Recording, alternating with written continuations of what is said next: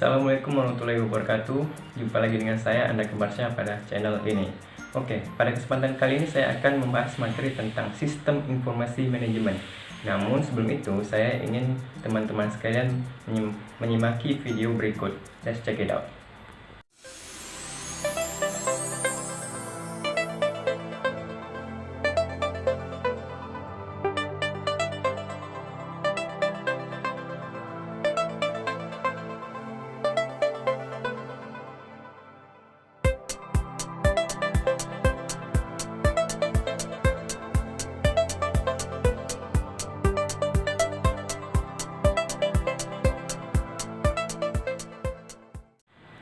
Dari animasi tersebut dapat kita simpulkan bahwa adanya percepatan informasi yang dapat berpengaruh terhadap kelangsungan hidup dari mesin dan pada akhirnya akan mempengaruhi nilai positif bagi perusahaan dalam memproduksi barang dan jasanya.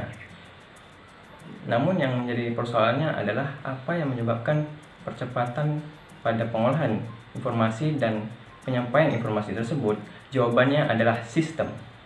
Dengan sistem, maka akan mempercepat pengambilan keputusan bagi manajer untuk menentukan kapan dilakukannya pemeliharaan terhadap mesin tersebut. Video tersebut merupakan manifestasi dari adanya sistem informasi manajemen. Pasalnya, sistem informasi manajemen akan mengorganisir suatu informasi secara struktur sehingga dapat mempermudah pengambilan keputusan bagi manajer. Nah, mari kita mulai dengan sistem. Sistem adalah suatu kesatuan yang terdiri dari komponen atau elemen-elemen yang dihubungkan bersama untuk memudahkan aliran informasi, materi, serta energi untuk mencapai suatu tujuan tertentu. Nah, komponen tersebut merupakan salah satu hal yang terpenting dari sistem. Makanya, komponen tersebut juga dijadikan sebagai karakteristik dari sistem tersebut. Untuk karakteristik sistem itu sendiri terbagi menjadi 11 bagian.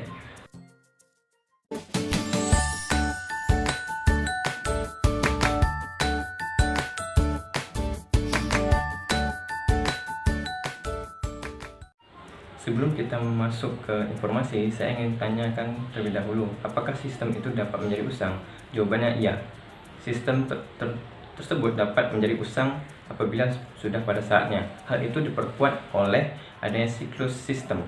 Siklus sistem itu adalah revolusioner dari sistem tersebut. Jadi, suatu sistem itu dapat menjadi usang apabila perubahan yang terjadi pada sistem itu tersebut maupun lingkungan yang melingkupinya itu tidak dapat diatasi dengan perbaikan sistem.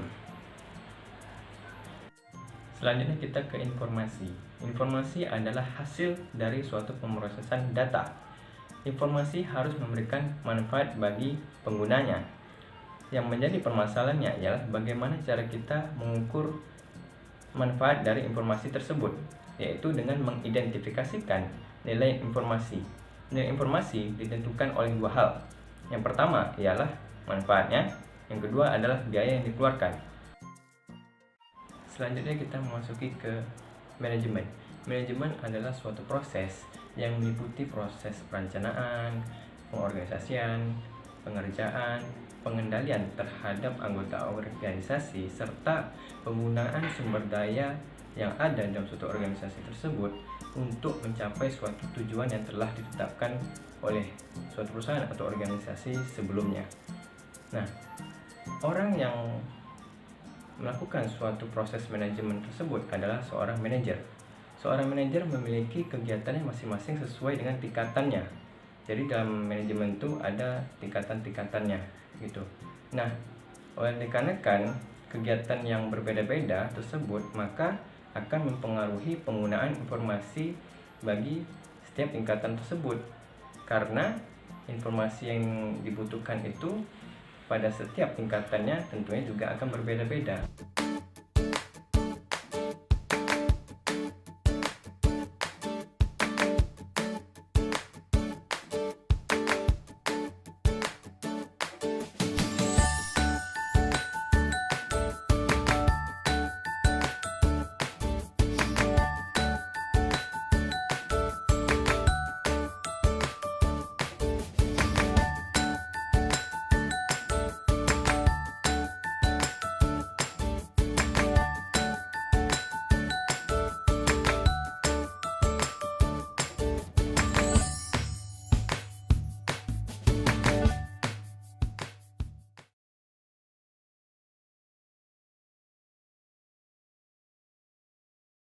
Tidak hanya di perusahaan, sistem informasi juga diterapkan di rumah sakit, yaitu pemonitoran pasien yang berguna bagi dokter untuk pengambilan keputusan terhadap pasiennya.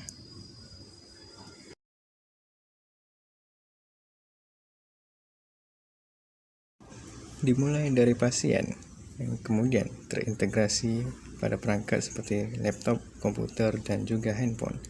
Monitoran dilakukan oleh perawat dan juga seorang dokter. Di luar ruangan, dokter pun mendapatkan informasi berupa kondisi dari pasien secara real time, dan dokter pun dapat menghubungi secara langsung kepada perawat yang sedang bertugas.